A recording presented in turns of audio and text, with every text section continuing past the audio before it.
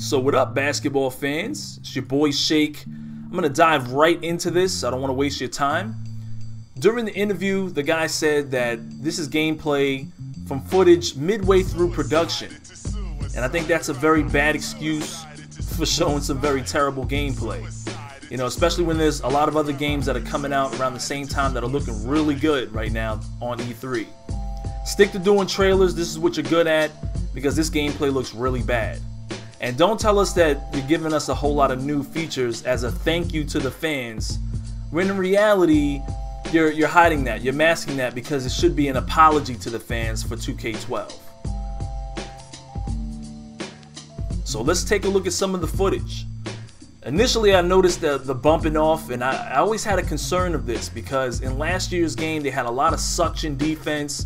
This doesn't actually look bad to me. This actually just raises some other concerns. I'm wondering if this is a part of what they're working on, because last year's game felt like it was predetermined.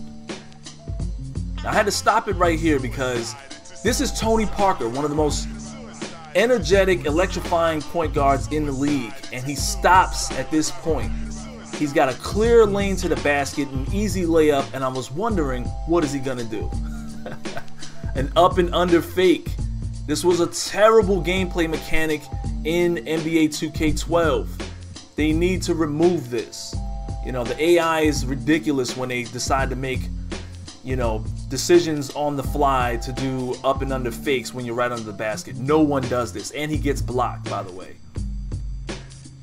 I'm gonna go ahead and rewind this so you guys can pay closer attention to what we're looking at here. Notice how Kendrick Perkins is the same speed as Westbrook. You know, this doesn't make a lot of sense to me, and it's a problem for me. You know, speed needs to be respected. This is Stephen Jackson. If you look closely, let's see if he plays any defense. Notice how his body gets moved out of the way as if he doesn't even exist. You know, these are some issues, some AI issues on defense that I noticed in 2K12. I do have some videos coming out explaining some of these same problems. You know, another problem I had was seeing defenders, you know, basically warp over to their man and things like that on defense. It used to happen a lot when I had the ball. People would just warp over to me to guard me, and it just didn't make any sense. I'm also concerned about the pick and roll. Does setting picks, you know, so people can get open for layups, does that work?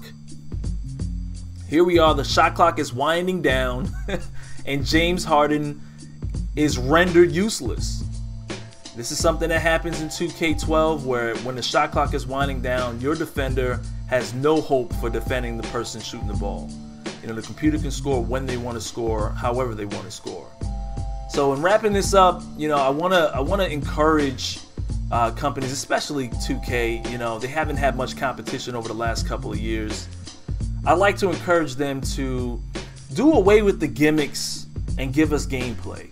You know, right now they're advertising the new All-Star weekend, and you know, I don't know if you guys have seen it. Maybe I'll put a picture in this video, maybe not. You know, they showcase how there's some kind of guitar hero dunk contest thing going. We don't care about that. Tell us that your servers are looking nice. Tell us that crew is in the game. Tell us that you fixed the gameplay mechanics. It's your boy Shake. I'll holler at you dudes later.